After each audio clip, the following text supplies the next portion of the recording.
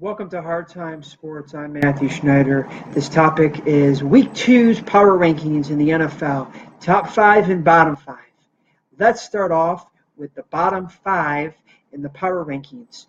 At number 5, I got the Seattle Seahawks. So far in the season, the Seattle Seahawks haven't played very good, but they're 1-1, which is pretty good to start the season, even though they haven't played that well, but they need to play better. Now let's go to number 4 in the bottom. I got the New Orleans Saints. They're 0-2. Their defense is terrible.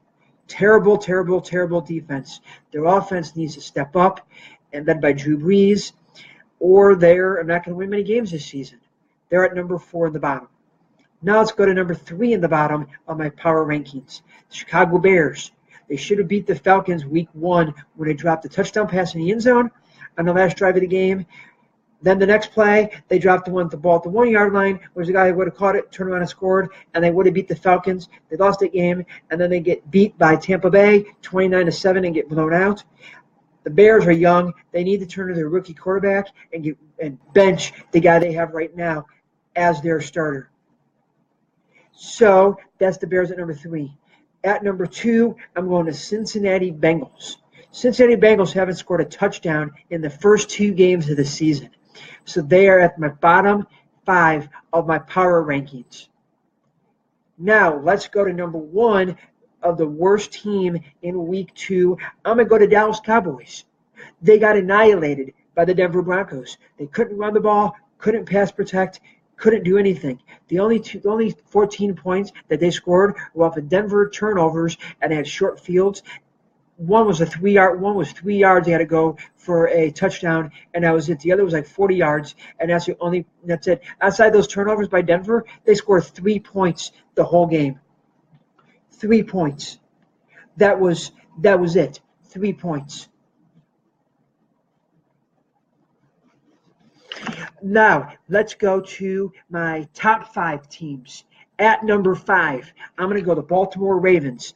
At number 5, the Baltimore Ravens have probably played the best defense so far in the NFL in the first 2 weeks. So they're at number 5.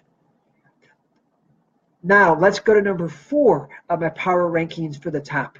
I'm going to go the Oakland Raiders. The Oakland Raiders are 2-0 to start the season. They're putting up points. Their defense is better than it was last year, improved. The other weakness to them is probably experience. So Oakland at number 4, and they could end up being one of the best teams in the AFC. At number 3, I'm going to go to New England Patriots. They absolutely went into New Orleans and kicked the tail out of New Orleans Saints in week 2. Now, let's go to number 1. Yeah, the Atlanta Falcons. They beat the Green Bay Packers at home to open up their new stadium. And their offense looked great. Their defense played great. The only reason they didn't go to number 1 is because they got to Aaron Rodgers, but Aaron Rodgers had both of his offensive tackles out of the game, and that's why I can't put them at number 1 for the week. And that's why I'm going to Atlanta Falcons at number 2 in the power ratings of week 2. Now, the number 1 overall team in the NFL in my power ratings in week 2 is the Denver Broncos. The main reason why? Their defense. Their defense absolutely stifled the Dallas Cowboys.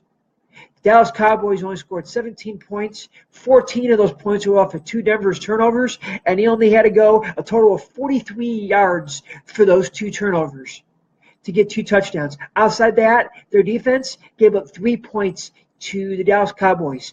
And Ezekiel Elliott had 9 carries for a total of 8 yards.